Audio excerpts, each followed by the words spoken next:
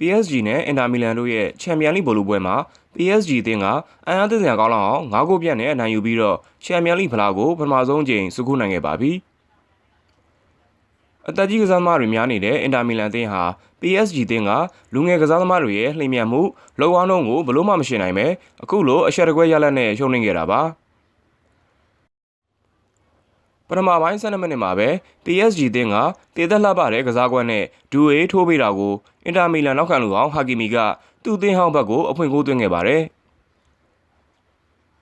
မိနစ်20မှာတံမြတ်တက်စစ်ကနေဒမ်ဘီလီတင်ပေးတာကိုဒူအေရဲ့ကန်ချက်ကအင်တာမီလန်နောက်ခံလူဒီမာဂိုနဲ့ထိပြီးတော့လမ်းကြောင်းပြောင်းဂိုးဝင်သွားတဲ့အတွက် PSG ဒုတိယဂိုးရခဲ့ပါတယ်။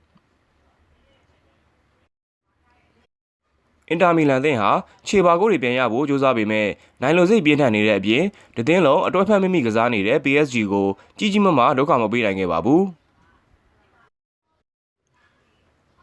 ပထမပိုင်းပွဲကစားချိန်တွင် PSG အသင်းကဂိုးပေါက်ကန်ချက်73ချိန်ဂိုးပေါက်တက်မှု9ချိန်ထိရှိခဲ့ပြီးအင်တာမီလန်ကတော့ဂိုးပေါက်ကန်ချက်2ချိန်ဂိုးပေါက်တက်မှု1ချိန်မှမရှိဘဲဒါကချန်ပီယံလိဘောလုံးပွဲမှာအဆိုးဝါးဆုံးဆွမ်းဆောင်ရည်မှတ်တမ်းဖြစ်ခဲ့ပါတယ်။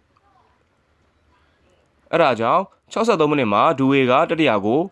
83မိနစ်မှာကာဗရက်စကီလီယာကစတုတ္ထကို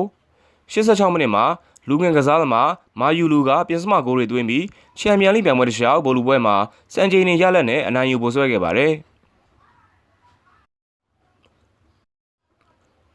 အသက်19နှစ်362ရက်သားရှိသေးသူဒူဝေဟာချန်ပီယံလိဘောလုံးပွဲမှာဂိုးသွင်းနိုင်တဲ့စတုတ္ထမြောက်အသက်ငယ်ဆုံးကစားသမားဖြစ်လာသလိုဘောလုံးပွဲတစ်ပွဲထဲမှာကိုရိုင်ဂိုးသွင်းဂိုးဖန်တီမှုပြုလုပ်ခဲ့တဲ့အသက်ငယ်ဆုံးကစားသမားဖြစ်စံချိန်တင်ခဲ့ပါတယ်။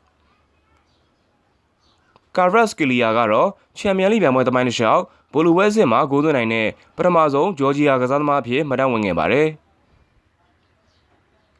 ချန်ပီယံလိဘောလုံးပွဲမှာဂိုးသွင်းခဲ့တဲ့အသက်ငယ်ဆုံးကစားသမားထိပ်ဆုံး၄ဦးစီးရင်မှာ PSG အသင်းကမာယူလူဒူအေရိုပါဝင်ခဲ့ကြပြီးအသင်းတစ်သင်းကစားသမား2ဦးပါဝင်တာက PSG အသင်းပထမဆုံးပါပဲ။နာမည်ကျော်နီးပြလူးဝစ်အင်နရီဟာချန်ပီယံလိဖလားကိုမတူညီတဲ့ကလန်အသင်းနဲ့ရယူနိုင်တဲ့6ဦးမြောက်နီးပြဖြစ်လာသလိုဂွာဒီယိုလာနဲ့အတူတရားအသီးတွင်ဖလားသလုံးချန်ပီယံဖြစ်ခဲ့တဲ့ဒုတိယမြောက်နီးပြဖြစ်ရည်တည်နိုင်ခဲ့ပါပြီ။ PSG အသင်းဟာ1993ခုနှစ်ကမာဆေးပြီးရင်ချန်ပီယံလိဖလားစကူးခဲ့တဲ့ဒုတိယမြောက်ပြင်သစ်ကလပ်ဖြစ်လာပြီးတရားအသီးတွင်အဓိကဆုဖလား3ခုရယူနိုင်တဲ့ပထမဆုံးပြင်သစ်လီဂူးကလပ်ဖြစ်စံချိန်သစ်ရေးထိုးခဲ့ပါတယ်။